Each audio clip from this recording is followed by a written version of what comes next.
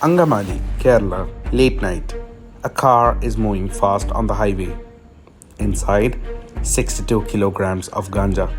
Street value, lakhs of rupees. The driver thinks he's invincible. He's not. 14 officers from the Ernakulam Rural Dance-Off team are already in position. They have been watching, waiting. The car is stopped. The driver, Hanif, 38, is pulled out. The Ganja is seized. But here's the thing, this wasn't a lucky catch. This wasn't a random tip-off. This was one tiny piece of something much bigger. This was Operation Toofan. Toofan means storm, and starting June 1st, 2026, Kerala Police unleashed the largest anti-drug operation in South Indian history. Not a one-day raid, not a weekend crackdown, a continuous, relentless statewide storm, running every single day across every single district. And the man who announced it? Home Minister Ramesh Channithala. His words were simple. Kerala will be cleansed of the drug menace. But let me show you what that exactly looks like on the ground. Because on one particular day, June 29th, 2026, Operation Toofan broke its own record. June 29th, a Sunday, most people are sleeping in. But across Kerala, from Kasaragod in the north to Thiruvananthapuram in the south, hundreds of police teams are already moving. Simultaneous raids, that's the key word. Not one team in one place, hundreds of teams hitting hundreds of targets at the same time. So no one can make a phone call, no one can warn the supplier, no one can flush the evidence. Arrests are pouring in. Ganja, heroin, MDMA, seized from houses, cars, rented rooms, even workplaces. Some of the accused are locals. Some are interstate workers who were using Kerala as a transit point, bringing drugs in from Assam, West Bengal, and even beyond. The final count for that single day, 806 people arrested.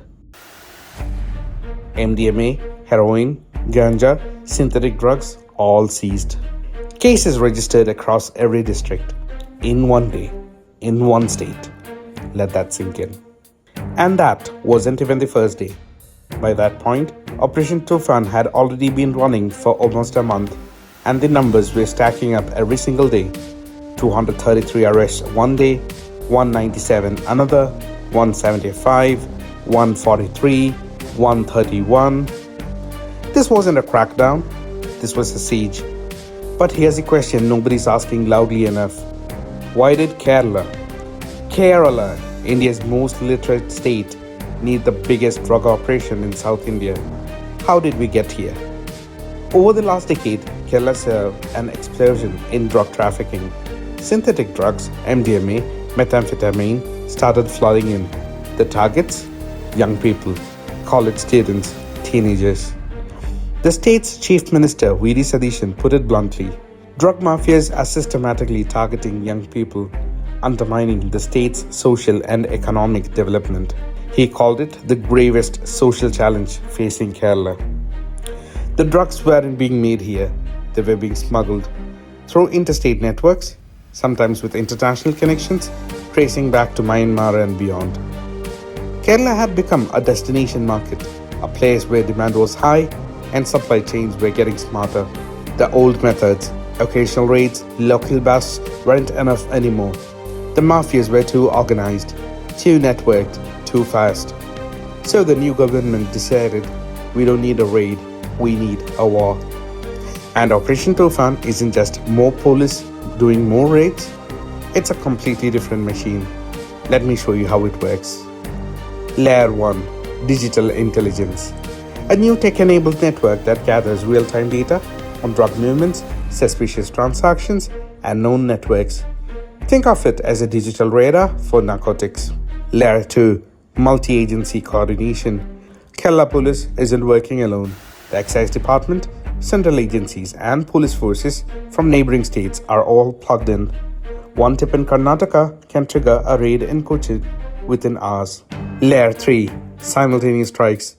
Instead of raiding one spot and watching everyone else scatter, they hit 50, 100, 200 locations at once.